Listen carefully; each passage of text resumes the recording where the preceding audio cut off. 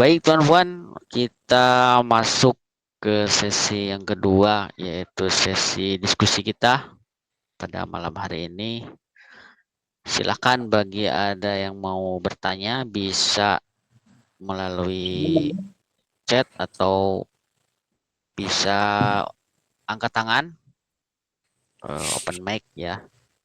Silakan bagi yang mau bertanya atau mungkin ada yang menambahkan dari Amerijal, dari Budina dan yang lainnya, silakan. Saya persilakan.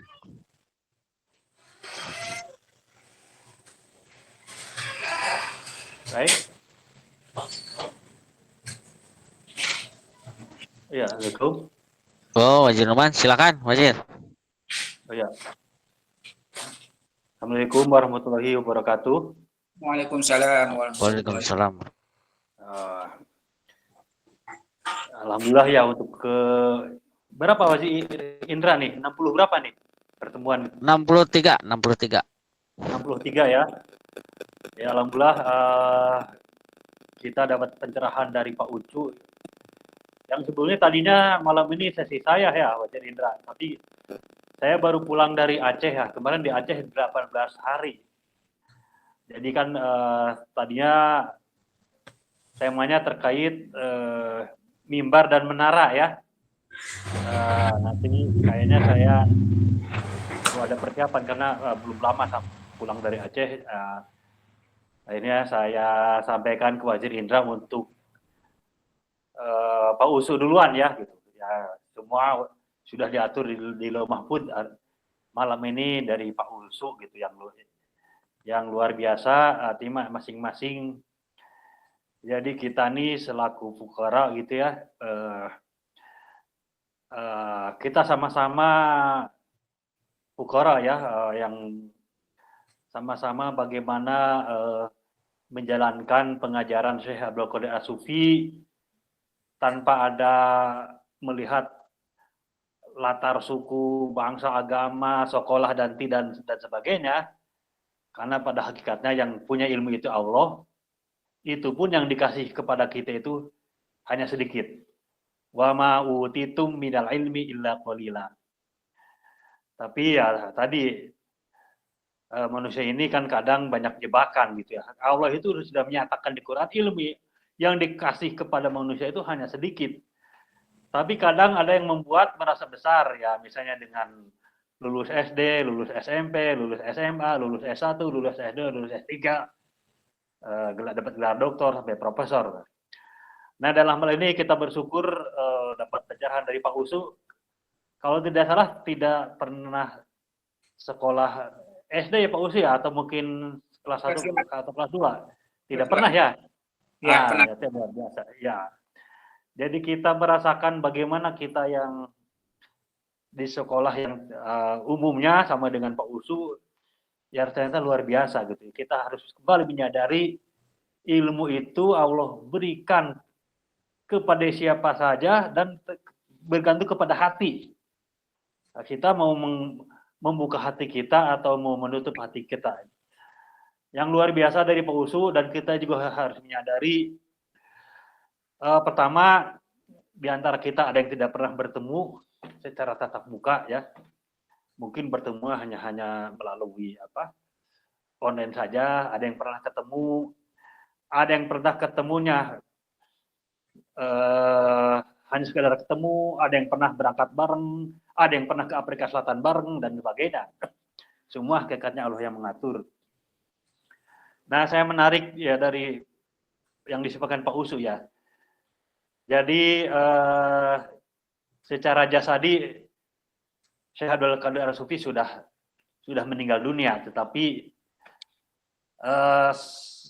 banyak sekali ulama yang justru semakin mulia setelah wafat ya, setelah meninggal dunia gitu. Dalam lama ini kita misalnya tadi mendengar dari Pak Usu ya. Mohon maaf Pak Usu kalau keliru mohon saya dikoreksi gitu ya. Kalau tidak salah Pak Usu tadi ya tahun 76 ya atau 49 tahun yang lalu sudah bermimpi dengan Syekh ya. Iya. Mimpi ketemu. Tapi waktu Ya, saya ya, tidak tahu Syekh, tapi waktu saya ketemu dia, saya nangis. Saya ingat mimpi saya, ya, kali ini orang yang saya mimpi. ya, ya. Jadi makin ini udah buat kita ya. Bahkan sampai berturut-turut 3 hari ya. Ya. Ya mimpi syaradak. Jadi itu. Karena itu ini lagi-lagi kita harus melihat usia kita sekarang berapa, pengalaman kita bagaimana, semua Allah hadirkan di sini, kita ikuti gitu. Jadi dalam sufi itu intinya, saya penasihat tangkap ini. Ini seorang syekh sudah mengamalkan mujahadah segala macam, beliau sendiri yang mengamalkan. Lalu muridnya ini mau mengikuti atau tidak kan? Kalau mengikuti akan ada buahnya, kalau tidak mengikuti ya tidak ada buahnya gitu. Nah, karena itu saya masih ingat, saya pertama kali gabung dengan Fuqara Syekh ini akhir 2002 ya. Berarti 23 tahun yang lalu gitu ya. Salah satu pesan dari Syekh itu kepada 3 Fuqara murid pertama beliau ya, yang sekarang sudah tidak bersama kita lagi, tidak bersama Amir Zaim, agar menemui para wali baik yang hidup maupun yang sudah wafat kan gitu. Waktu itu diobrolkan, misalnya ada ulama yang di Banten, tapi hanya sekedar wacana, tidak ada yang melaksanakan gitu. Saya kan bukan pendengar langsung, tapi mendengar Syekh menyampaikan ke 3 murid itu, 3 murid itu menyampaikan ke saya kan gitu. Saya bukan pendengar langsung dari Syekh karena masih tahun 2002 ya, 23 tahun yang lalu.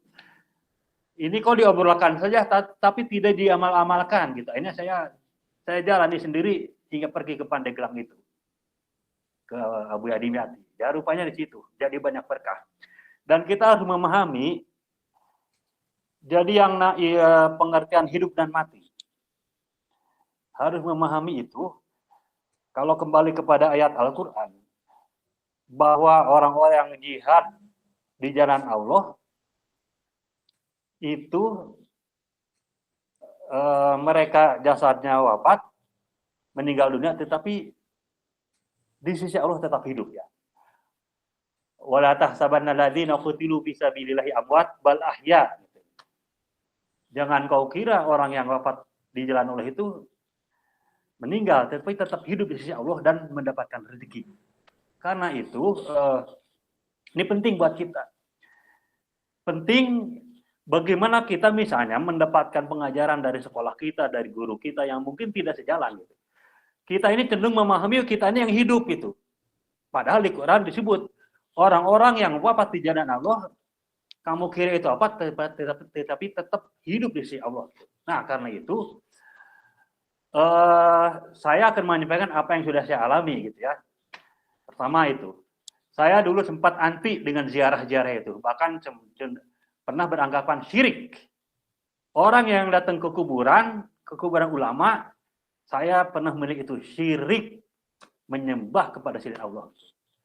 Tetapi setelah saya sholat tobat, sholat hajat, setiap sebelum tidur selama 2 tahun, dari pertengahan 2001 sampai pertengahan 2003, itu berubah gitu. Saya menyampaikan yang sudah saya amalkan. Sholat tobat, sholat hajat sebelum tidur 2 tahun, tidak terlewat. Kurang lebih ya, tapi sebelum tidurnya itu. Mudah-mudahan kalau Anda mendengarkan, ada yang masih muda, ada yang mengamalkannya. Terutama, ini pas nanti baru lulus SMA, yang secara jasmani pengangguran, atau lulus kuliah yang masih pengangguran, itu lebih kondusif gitu. Nah, saya itu, perubahan saya itu seperti itu. Karena itu, kita sekarang ya kembali ke Pak Usu ya. Saya alhamdulillah ya, akhirnya jadi dari semula anti ziarah, jadi suka ziarah. Termasuk Pak Usu ya, ke makam Syekh Al-Maghribi ya, yang di Ketapang ya. Ya. Kemarin juga ke Aceh, saya berziarah ke makam Syekh Abdul Rauf Singkal. Syekh Abdul Rauf Singkal itu atau disebut, dikenal juga Syekh Kuala ya. Ini bukan Syiah ya, tapi Syekh Kuala itu bukan beliau Syiah, tapi lidah orang Aceh menyebut itu beliau itu Syekh Kuala atau Syekh Abdul Rauf Singkal. Syekh Abdul Rauf Singkal ini ulama abad ke-17 ya. Beliau orang Aceh, dan di antara murid-murid beliau itu ada Syekh Burhanuddin Ulakan di Sumatera Barat, dan ada Syekh Abdul Muhyi Pamijahan di Tasikmalaya. Nah, ini murid beliau tuh. Ada orang Sumatera Barat, ada orang Jawa Barat, orang Tasikmalaya. Nah, saya diantaranya juga berubah punya pandangan baru tentang pentingnya ziarah itu oleh baca karya Kiai Ahmad Sanusi, Sukabumi ya. Kiai Ahmad Sanusi ini kalau dilihat silsilahnya itu masih turunan Syekh Abdul Muhyi Pamijahan. Nah, jadi gini, kita juga harus belajar barangkali begini ya. Ada yang anti ziarah sama sekali hingga menganggap dipukul rata ya, semua yang ziarah kubur itu syirik. Dan ada juga yang ziarah tanpa ilmu. Yang ziarah tanpa ilmu, misalnya begini, ini orang, ada ulama nih, ulama ini tidak terlihat kerja apa, tapi rajin ziarah, tahu kaya kan gitu ya.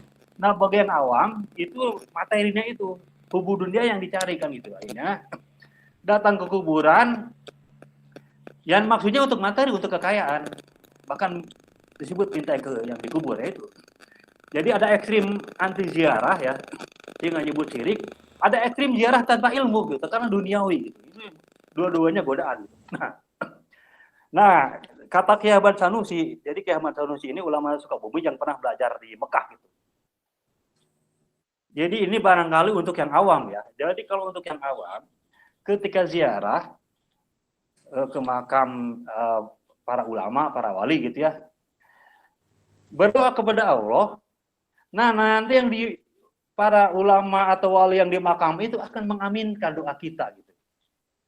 Dan alhamdulillah nih, kalau banyak rupanya yang saya peroleh diantaranya dengan ziarah-ziarah ini gitu, hal yang sulit dengan ziarah ini tercapai gitu. Nah, karena itu saya setiap ke Aceh, alhamdulillah suka berziarah ke makam Syekh Abu Rauf Singkal atau Syekh Kuala, yang itu merupakan salah satu makam yang ketika tsunami 2004 itu yang selamat gitu.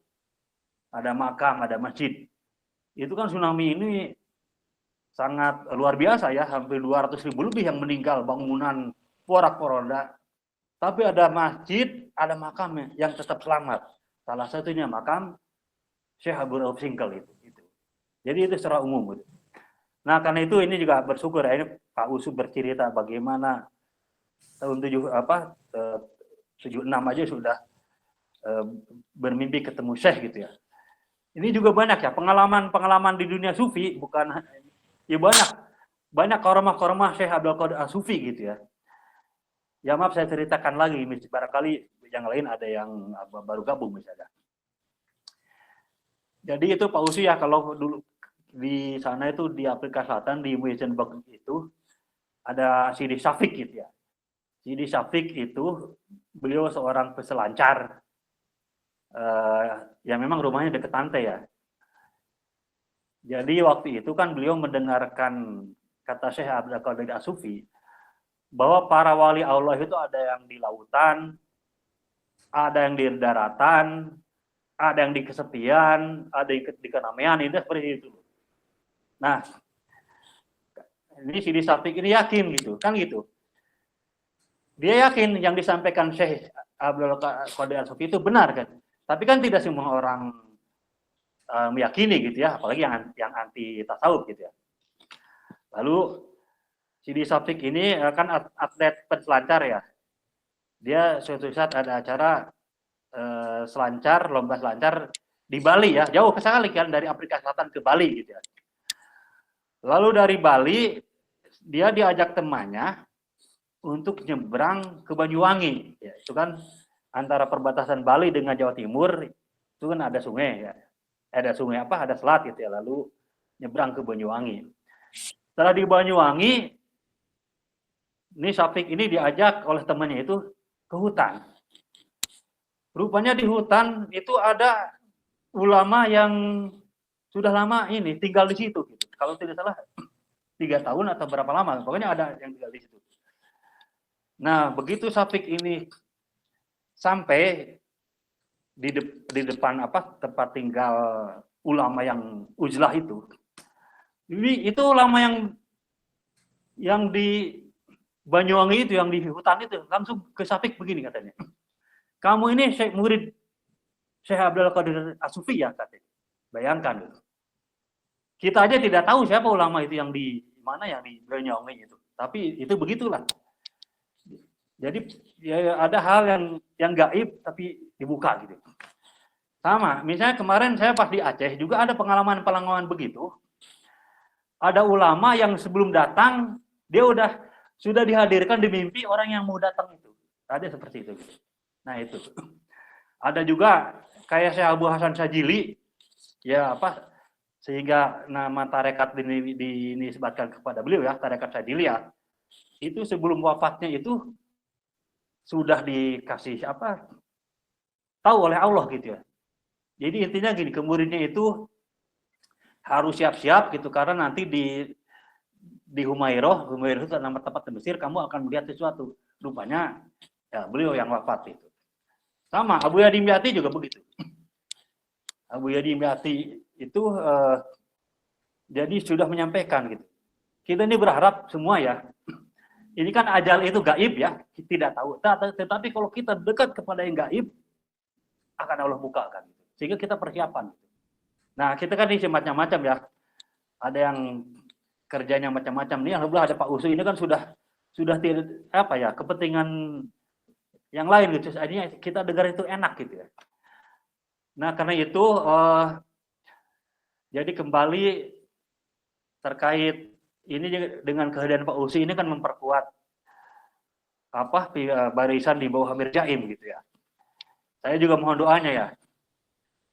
Ini Pak Usu juga yang lain saya mohon doanya. Jadi putri saya yang pertama itu lulus tes beasiswa ke Maroko. Ke Maroko. Dan kampusnya juga pas di kota Fes.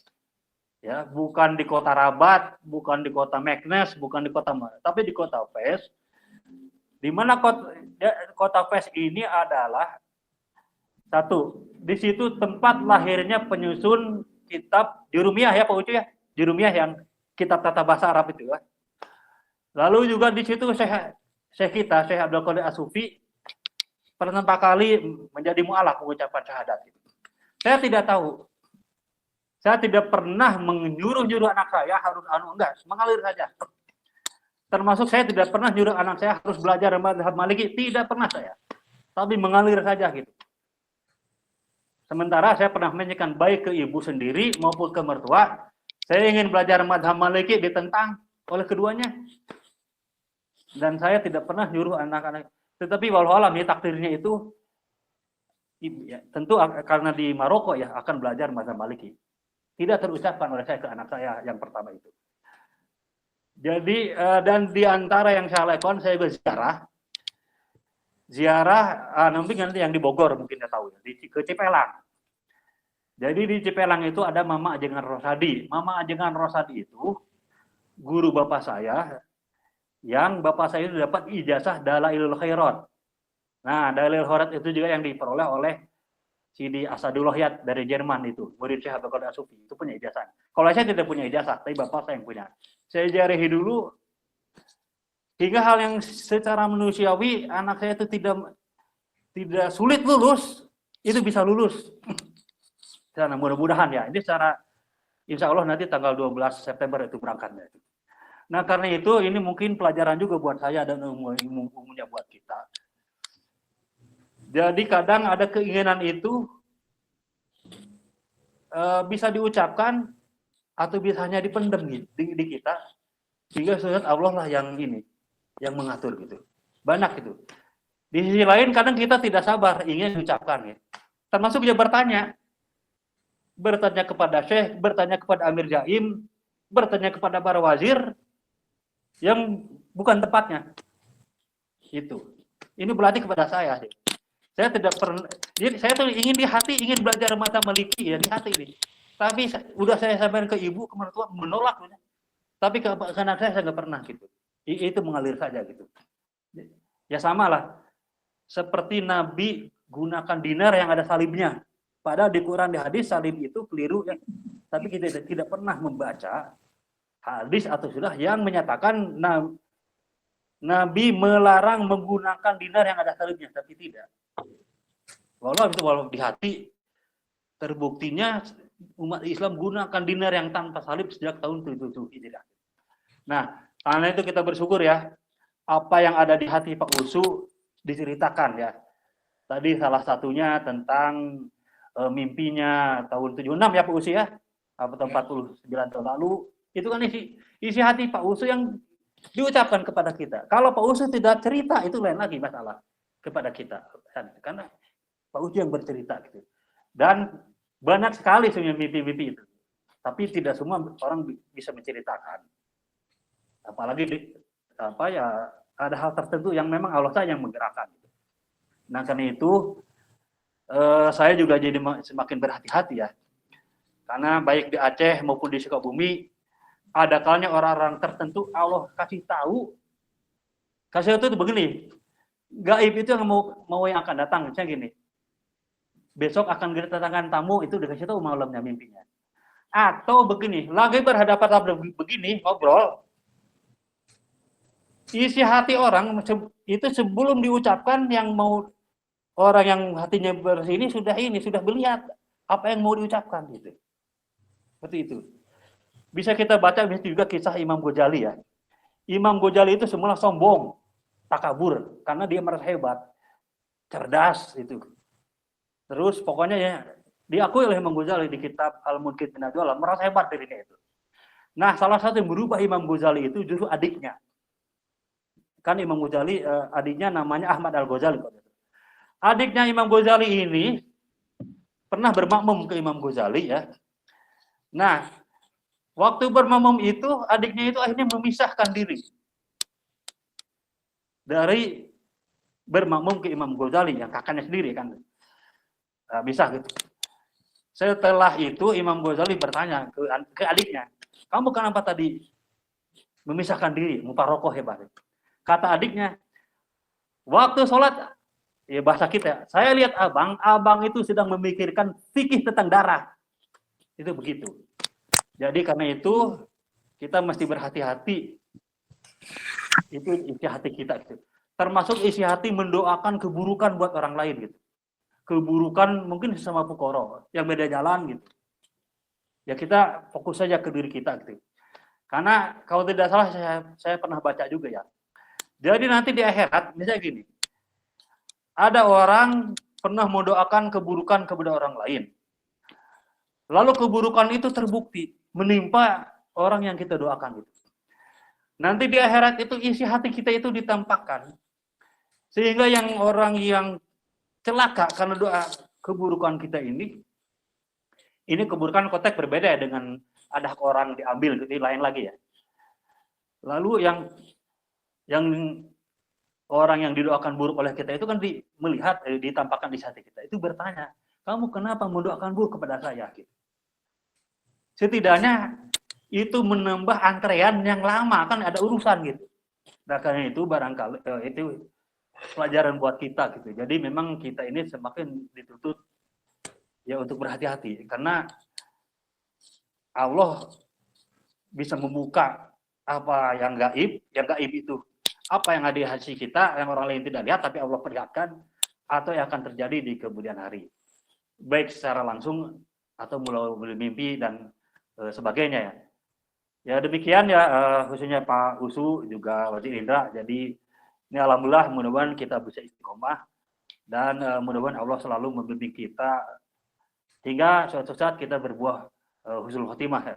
Demikian, assalamualaikum warahmatullahi wabarakatuh. Waalaikumsalam warahmatullahi wabarakatuh. Terima kasih Wazir Numan atas tambahannya yang begitu luar biasa, menambahkan materi yang disampaikan oleh Pak Usu. Silakan mungkin dari pemaparan Wazir Numan mungkin ada tanggapan dari Pak Usu. Silakan Pak Usu, mungkin sebelum saya melempar ke audiens barangkali ada pertanyaan. Silakan Pak Usu, ada tanggapan?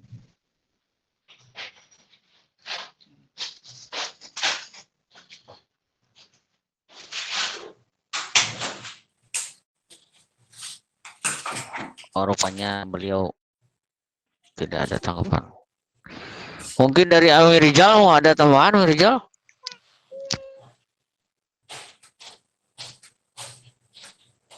Ya, saya kasih apa namanya ya, respon lah dikit gitu.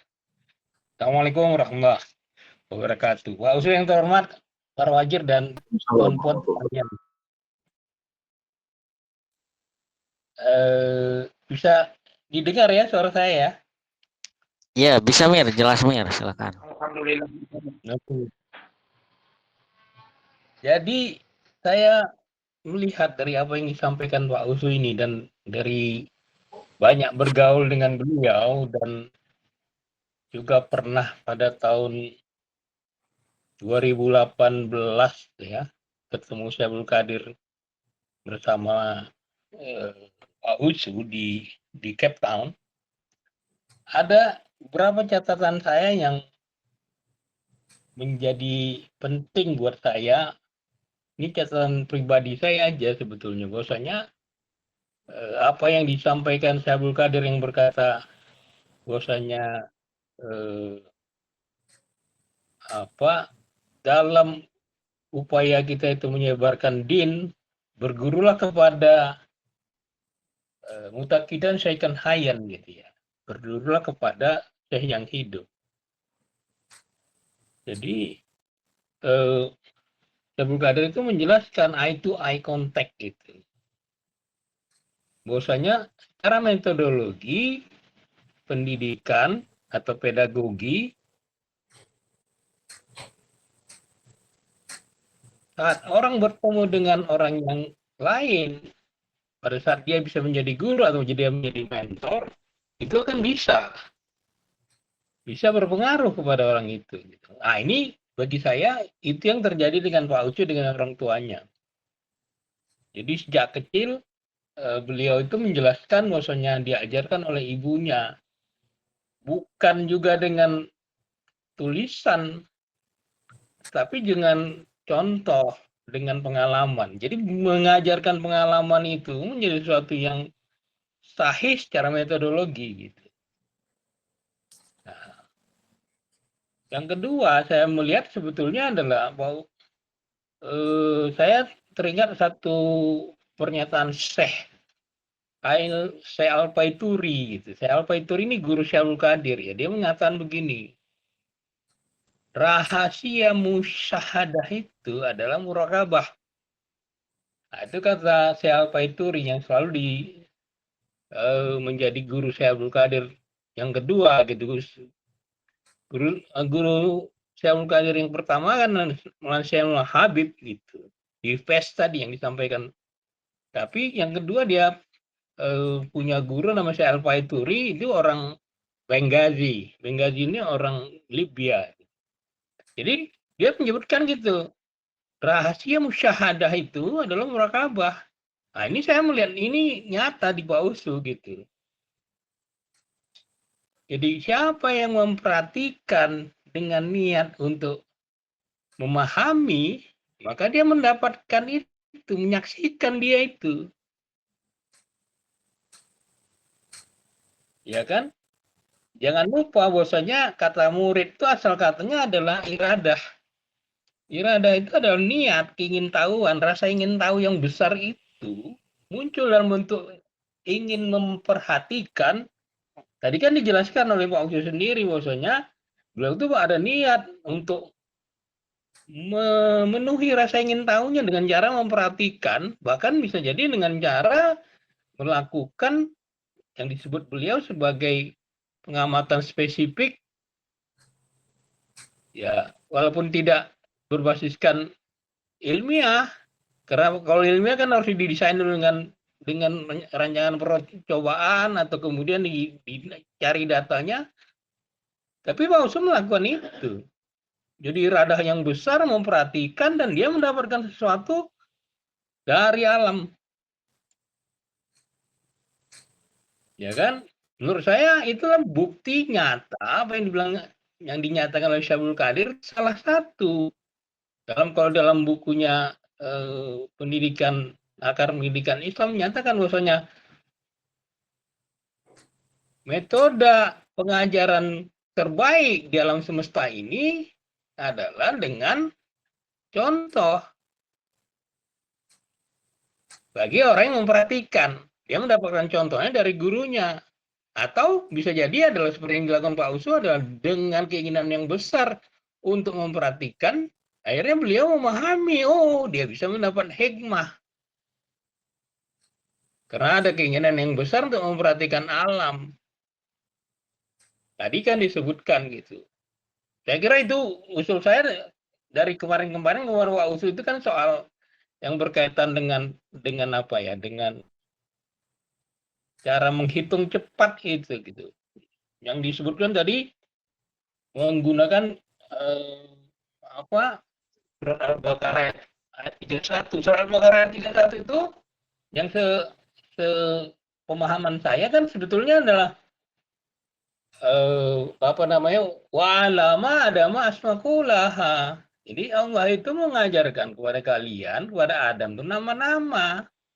Tapi bagaimana cara Allah itu mengajarkan kepada Adam menggunakan nama-nama adalah memang ada keinginan atau iradah untuk memperhatikan atau untuk bertanya. Gitu. Jadi sahih dia gitu. Secara metodologi sahih. Apa yang dilakukan oleh Pak Usu itu adalah sahih. Sehingga dia akhirnya mendapatkan hikmah. Misalnya tadi disebutkan, saya bisa menghitung yang orang lain itu bisa 45 menit menghitungnya. Pak Usu bisa menghitungnya berapa tadi? 90 detik ya. Nah gitu dia jadi. Nah kemudian yang lain saya lihat juga adalah dia bisa mengambil kesimpulan-kesimpulan spesifik berdasarkan pemahaman keinginan rasa ingin tahunya itu dan kemudian mengamatinya, mengkonfirmasinya, dan bahkan mengajak orang lain untuk memberikan masukan dan bukti-bukti nyata. Bagi saya itu sebetulnya adalah satu metode yang sahih untuk proses belajar. Dan itu yang hilang saat sekarang ini gitu. Itu yang hilang bagi anak-anak sekarang itu nggak begitu.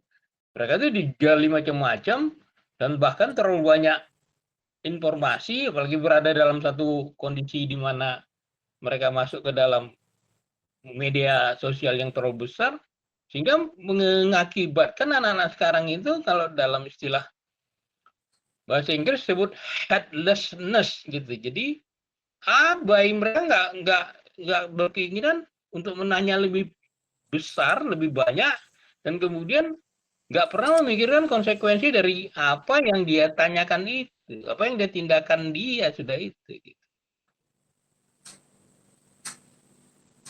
Nah, kemudian kalau yang saya catat lagi adalah apa yang disampaikan oleh Pak Ucu tadi adalah misalnya dia sampai pada kesimpulan anak-anak yang saya perhatikan mendapatkan perlakuan yang demikian gampangnya, berada dalam kondisi digampangkan, artinya dimanja oleh orang tuanya, beliau bisa menarik kesimpulan orang yang demikian itu akan menjadi beban bagi orang tuanya pada masa yang selanjutnya gitu. Itu kan satu bentuk kesimpulan yang didasarkan atas pengamatan atas realitas yang terjadi saat sekarang yang berdasarkan apa yang dia pahami gitu.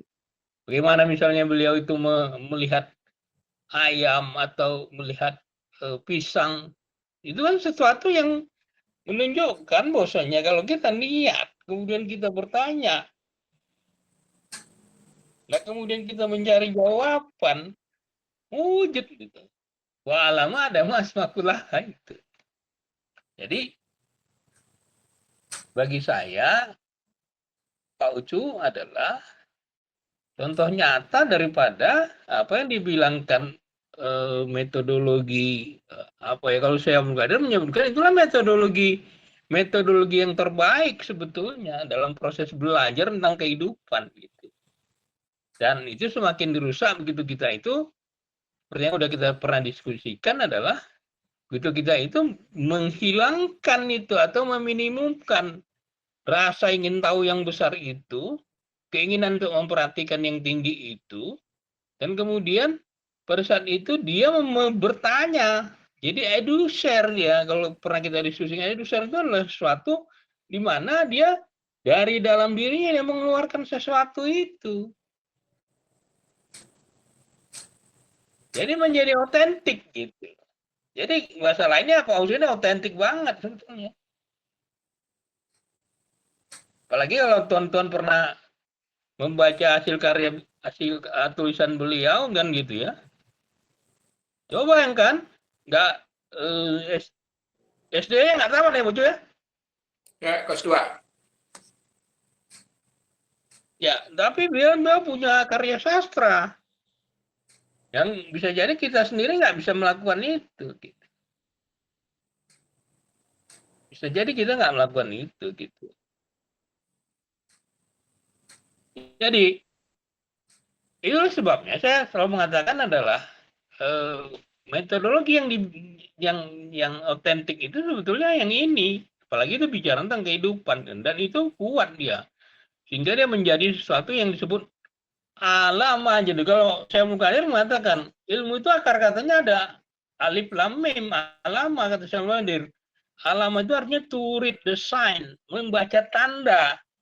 Jadi kalau kita betul-betul niat untuk membaca tanda-tanda ketuhanan itu, Allah berikan itu.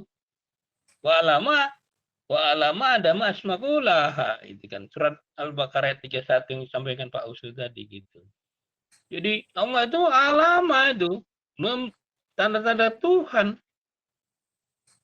Jadi kalau tuan-tuan baca bukunya Syaikhul Qadir di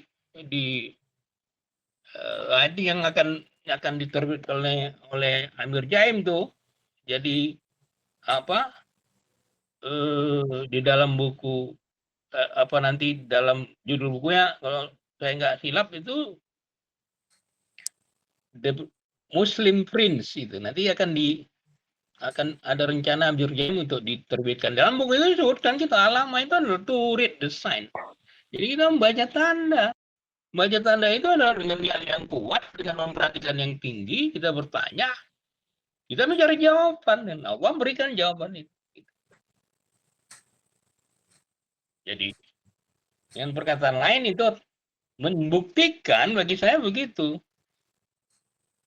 Ilmu itu adalah dapat dibuktikan dengan metodologi yang disampaikan oleh Pak Usu ini gitu. Masya Allah, la quwata illa billah. Makanya saya selalu bilang sama Pak Usu gimana itu? Itu kan soal matematik cara berpikir cepat dengan waktu yang itu sebaiknya dituliskan dan diajarkan gitu supaya itu sesuatu yang sebetulnya kalau secara metodologi itu adalah otentik sah dia gitu. Masya Allah, saya kira itu dulu yang saya mau sampaikan. Tapi mohon izin ya, karena saya ini agak ada kerjaan sedikit Pak Ojo. Ya, jadi saya agak keluar sedikit, tapi saya senang hati ini bisa terjadi gitu ya. Ya, Saya kembalikan kepada Wajir Indra ya. Saya mohon izin. Assalamualaikum warahmatullahi wabarakatuh. Waalaikumsalam. Waalaikumsalam warahmatullahi wabarakatuh. Terima kasih Amir Rizal atas tambahan pengetahuannya yang begitu luar biasa. Karena perlu tuan-tuan ketahui ya selama Amir Rizal di Ketapang tuh sering bersama-sama dengan Pak Usuk. Baik, mengenai tadi tentang Zarah ya, Zarah itu. Ya saya bercerita jadi baru ingat sekarang. Tadi yang ceritakan oleh Wajir Nurman. Waktu dulu saya sering menemani orang-orang yang berjarah, berhikmah. Walaupun waktu itu saya berpikir kan nama jarah apa sih ini jarah gitu kan. Kan orangnya udah mati gitu, udah meninggal. Nah, itu kan suka terjadi banyak hal-hal yang negatifnya gitu kan. Tapi waktu itu yang senang jarah itu bilangnya sih ke teman saya, gitu, saudara saya gitu. Tapi ada saya di situ. Bahwa kita ketika jarah itu bukan kita minta pada yang ada di dalam kuburan itu. Tapi kalau orang itu misalkan sepak terjangnya luar biasa, kita memohon kepada Allah supaya apa yang diberikan kepada yang meninggal ini diberikan juga ilmunya pada kita. Mungkin ini Pak Usu dengan pengalamannya bisa dijabarkan atau mungkin nanti tambahan dari Wajih Nurman. Silakan Pak Usu. Alhamdulillah, terima kasih ya. Saya ya itu sebenarnya ya kita ziarah ke kubur itu ya ada juga manfaatnya, tapi kalau kita mau merenung, karena yang pertama-tama setiap saya pergi berziarah ke kuburan, saya membayangkan di dalam itu mayat yang sudah menjadi tulang belulang di dalam itu. Jadi terlintas dalam pikiran saya suatu saat saya akan seperti itu. Itu jadi membuat saya harus berhati-hati ya dalam segala hal. Ya, jadi keduanya itu saya bisa mengimplementasikan sholat dalam kehidupan sehari-hari kalau saya pernah sering ke kuburan. Kenapa? Sewaktu saya Allahu Akbar berarti kan penyerahan diri kepada Allah. Insya Allah saya sudah nulis buku itu. Nanti mudah-mudahan kita hibahkan untuk para pukara hidayah. Waktu kita begini, saya itu mengingatkan hati-hati dalam kehidupan karena kita akan mati. Maka dari dalam kekuburan tadi saya tambah ya kekuatan saya gitu. Ya itulah manfaat kekuburan ya. Saya kadang-kadang perlu kekuburan memperhatikan satu persatu. Karena itu masalah kuburan, masalah mati hanya masalah waktu, masalah giliran. Itu ya. Jadi ya itu saya rasanya. Kita harus berhati-hati makanya ya. Alhamdulillah saya sudah menulis bagaimana mengimplementasikan sholat, puasa, lantas naik haji, segala macam dalam kehidupan sehari, bagaimana mengimplementasikannya, bagaimana mengimplementasikan Bismillahirrahmanirrahim dalam kehidupan, Fatihah dalam kehidupan, supaya Islam menjadi rahmatan lil alamin. Insyaallah mudah-mudahan Allah mengizinkan ada yang mau menerbitkan, kita bagi-bagikan bukunya. Ya, saya sedang menulis ya. Saya rasa cukup di sini ya. Baik, alhamdulillah. Ya, semoga Allah SWT mudahkan apa yang diniatkan oleh Pak Usu sehingga kita bisa bermanfaat bagi kita semua. Baik, tuan-puan, waktu menunjukkan jam 9.40, masih ada waktu sedikit. Silakan bagi yang mau bertanya. Ini ada pertanyaan dari CD Erlangga. Ini generasi milenial nih. Bagus bertanya. Assalamualaikum Pak Usu, semoga Pak Usu diberikan keberkahan dalam hidupnya. Saya mau bertanya Pak, bagaimana cara Pak Usu belajar, terutama dalam angka atau matematika, dan cara memiliki keingintahuan yang besar, tak bosan-bosan dalam belajar. Begitu. Ini mungkin lebih ke tips lah Pak Usu. Bagaimana Pak Usu, silakan. Sebenarnya ya saya belajar dari matematika segala macam itu. Saya pun tidak tahu apakah itu matematika. Saya juga karena saya tidak tahu, tidak pernah belajar matematika. Saya melihat ayat Al-Quran. Lantas saya karena saya dari kecil itu memang sudah dibiasakan membagi sesuatu itu di segala pekerjaan itu dibagi supaya diperkecil. Selesaikan sedikit gitu. Jadi saya suka pecah desimal, akhirnya di situ ya. Makanya dalam Al-Qur'an saya katakan tadi, qul nahbitu minha jami'a wa imma ya'tiyannakum minni hudan faman tabi'a huda ya fala khaufun 'alaihim wa la hum yahzanun. Keluarlah engkau berdua indah di dalam surga ini. Kelak apabila datang petunjuk dariku, siapa yang dibawa petunjukku, maka dia tidak akan susah, tidak akan sedih. Maka ini sudah saya buktikan, baik secara fisikal malahan. Saya buktikan. Makanya Allah itu satu, oleh karena itu di bawah satu. Tapi ada satu lagi ayat yang saya perlu untuk membantu. Apabila kamu buat dosa, maka kamu akan dibalas suatu dosa. Kadang-kadang dalam perhitungan itu saya membuat dosa dalam hitungan. Misalnya bagaimana? saya harus meletakkan sesuatu di bawah pecahan desimal. Misalnya, tapi kali bagi harus sudah ada di dalam otak kita ya, di luar kepala itu, supaya kalau mau cepat ya. Alhamdulillah saya kali bagi, begitu orang lontarkan ya, begitu saya sudah oh ini gitu. Ya, alhamdulillah, jadi saya letakkan di bawah satu. Misalnya begini, ini sebagai contoh kecil. Kalau karena segala sesuatu itu di bawah satu, saya menghitungnya. Misalnya yang paling mudah meletakkan itu 80, 75, misalnya 50, 40, 20, ya itu mudah kita meletakkan di bawah satu. Tapi kalau 74 misalnya, itu susah.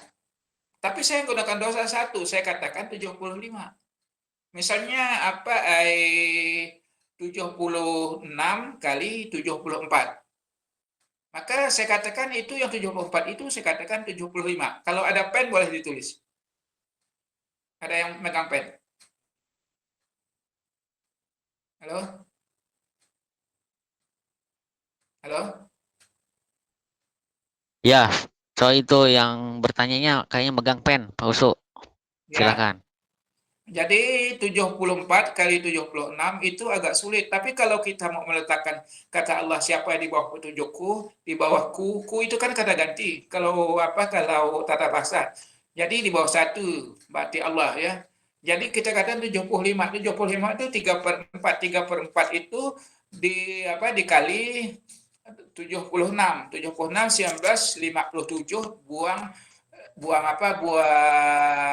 74 jadi 5624. Coba hitung, betul enggak? 76 kali 74 itu 5624 hasilnya. Coba hitung.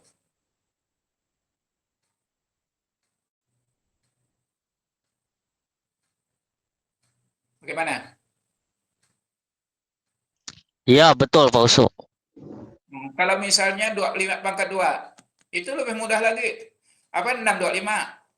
24 pangkat 2, 576. Karena dia langsung muncul rumusnya. Dia langsung seperti kita yang gunakan sepuah, dia jumlahkan sendiri. Itulah hebatnya ayat Al-Quran.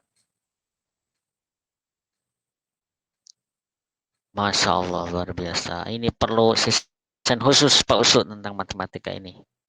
Ya. Harus kita adakan. Ya, saya melihat dulu saya pekerjaannya itu pekerjaan terlarang, Wazir. Ya. Terlarang oleh pemerintah. Tapi di situ saya dapat pengalaman melihat perkembangan jiwa. Perkembangan jiwa itu sama dengan mesin dalam silinder itu, piston dengan silinder. Ada kesamaannya. Lantas dengan bom. Dulu saya kan sering merakit bom. Buat tambang, bom buat tambang. Iya, buat meledak batu, meledak di lautan. Iya, gimana tuh Pak Usu? Bolehlah cerita sedikit. Kalau bom itu ya ada persamaan dengan jiwa manusia dan perkembangan jiwa anak-anak kita. Maka dalam hal ini kita harus hati-hati juga ya.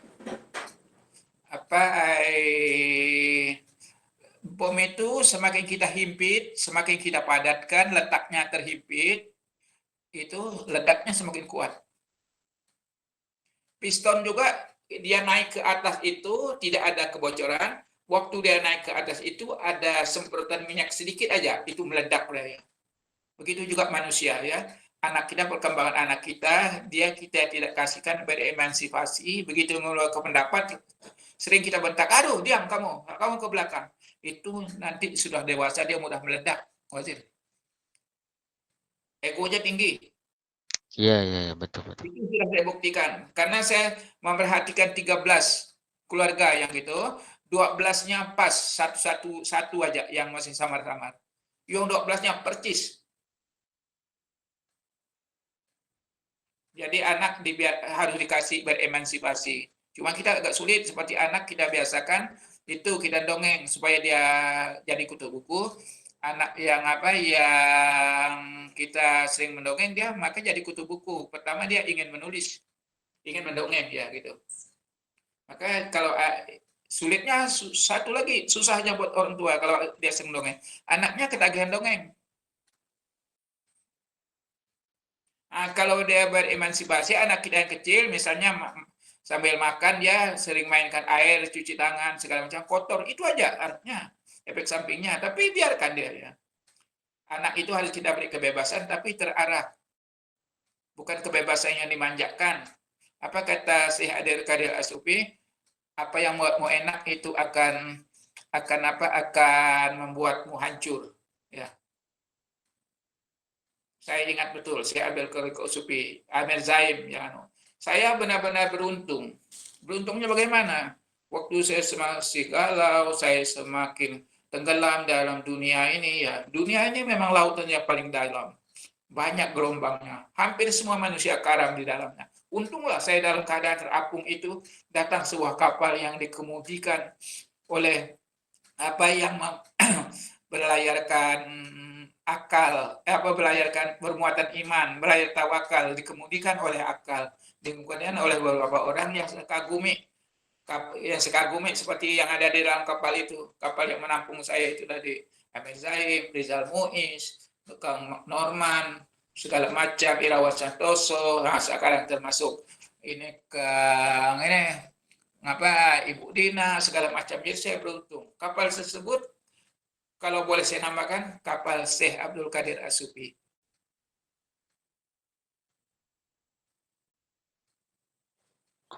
Rasa saya hanya Barakallah. ya.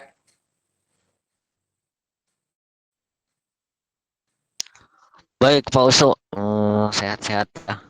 Ya, Panjang umur sehingga bisa membagi lagi ilmunya yang sangat luas. ya, Ini ada saran Pak Uso dari yang tadi nanya si Delangga. Saran saya Pak Uso jangan bikin buku tentang ilmu agama saja, tulis juga buku tentang ilmu matematika. ya, Usulan itu Pak Uso. ya. Barakallah. Alhamdulillah, saya pernah menulis sastra ya, sastra tentang budaya.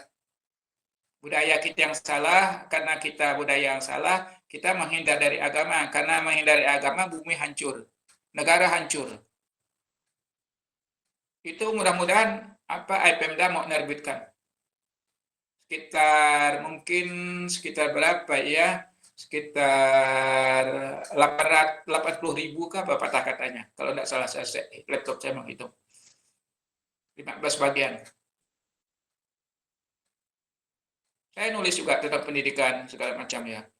Saya menulis karena hobi juga.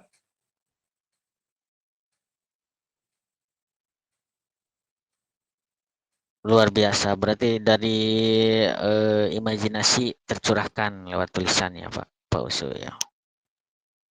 Baik, nanti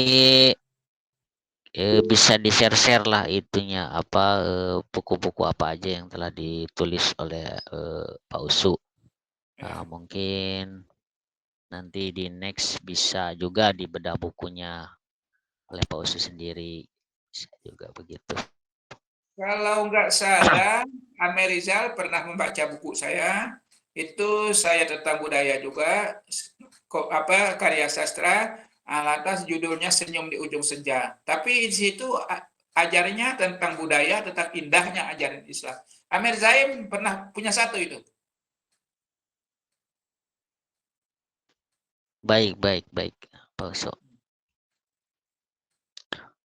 Baik, Pak Usu, waktu menunjukkan jam 9:52. Ya. Masih ada waktu sedikit.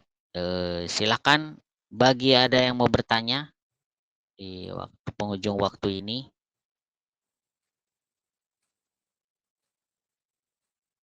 Kalau tidak ada, mungkin saya ada pertanyaan sedikit sebelum ini, mumpung saya ingat Pak Usu. Ya, silakan. Mudah-mudahan saya Jadi bisa. waktu saya di Sukabumi kan, kalau saya kan memang orangnya senang ya kalau bergaul dengan orang yang lebih senior gitu kan, Ya, terutama yang umurnya jauh dari saya gitu, karena saya pikir banyak ilmu-ilmu yang luar biasa bisa yang saya dapat. ya, Saya ketika di Sukabumi saya punya tetangga udah sepuh juga, mungkin seumuran Pak Usul lah. Ya, Dia bercerita bahwa dimensi itu sebenarnya sama saja katanya gitu. Baik dulu maupun sekarang, cuma beda beda beda jalannya saja gitu ya. Contoh mungkin seperti dalam hal kita berkomunikasi antar sesama. Dulu sebelum ada HP kata dia, kita bisa berkomunikasi antar manusia jarak jauh katanya. Itu ada ilmunya. Kemudian kalau di zaman sekarang kan karena Yahudi yang pegang, dia yang jual-jualin, akhirnya kan kita dimensi itu diperjualbelikan melalui dengan ya, telekomunikasi ini kan. ya. Bagaimana menurut Pak Usu, apakah benar seperti itu? Silakan Pak Usu. Ya, sebenarnya ya kita zaman dulu berkomunikasi itu kadang-kadang lewat hati. Hati itu lebih terang ya. Kalau tubuh kita disinari oleh matahari yang terbit di waktu pagi dan terbenam di waktu sore, alhamdulillah hati kita dapat sinar dari yang lebih terang dari itu. Apa itu? Petunjuk dari Allah Subhanahu wa taala. Itu memang ya, memang saya merasakan. Karena saya pernah ya ada rindu sama temannya. Saya berdoa, ya Allah, mudah-mudahan malam ini saya mimpi ketemu sama dia. 3 hari, 4 hari, waktu itu dia bilang, saya mimpi ketemu Pak Su katanya. Alhamdulillah ya. Jadi yang jelasnya kalau zaman dulu itu, karena hati kita bersih, bersih dari pengaruh-pengaruh negatif, oleh karena itu ya kita lebih lebih mudah menerimanya ya.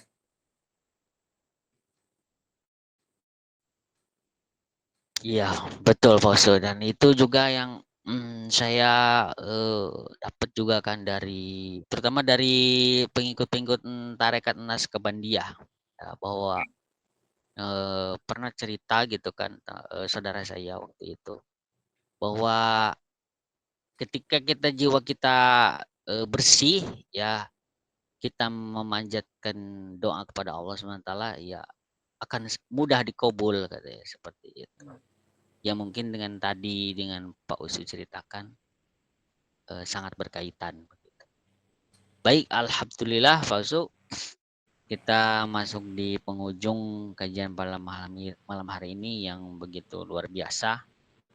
Semoga apa-apa materi yang disampaikan oleh Pak Usu bisa dipahami oleh semuanya, dan tentunya saya rasa semua audiens makin penasaran gitu kan dengan ilmu-ilmu yang dipunyai oleh Pak Usu, sehingga pasti ingin mengadakan lagi session berikutnya dari Pak Usu. Ya. Ini ada komentar dari Wajah Nurman sebelum ditutup ya. Ya. Kata beliau, cahaya Syekh Abdul Qadir As-Sufi menyemburat ke berbagai kalangan, suku, bangsa, sekolah, dan tak sekolah, dan sebagainya. Dengan demikian, sesama sepukara ketika keep company, maka cahaya itu semakin menambah jangkauan semburatnya. Semoga suatu saat tak hanya dapat berkumpul melalui meeting online ini, tapi juga dapat berkumpul secara langsung. Amin. Wallahu a'lam bishawab. Baik Pak Usu, ada waktu 3 menit untuk Pak Usu menyampaikan closing statement lah. Penutup dari Pak Usu, silakan. Jadi yang penting kita itu menjaga hati. Bukan hati dari gumpalan darah yang merah itu saja, tapi hati dari hati. Kita terbiasa mendoakan saudara kita sesama kaum muslimin, di samping mendoakan kedua orang tua kita, guru kita, segala macam gitu ya, sebelum tidur ya, mendoakan salawat segala macam. Saya selalu berdoanya gini, ya Allah ya Tuhanku, masukkan hikmah ke dalam dadaku. Tapi bantu aku, jangan aku sombong, takabur karenanya. Ya, luruskan lidahku supaya orang lain mudah mengerti adalah apa yang kuucapkan. Ya Allah ya Tuhanku, cukuplah Engkau sebagai penolongku. Hasbunallah wa ni'mal wakil, ni'mal maula wa ni'man nasir. Itu kan ajaran Syekh kita ya. Makanya saya hanya itu aja doa saya, tidak ada yang lain ya. Maka usahakan jangan membenci. Memang itu kita harus hati-hati dalam segala hal karena kita bisa mengubah kepercayaan. Tapi sifat susah.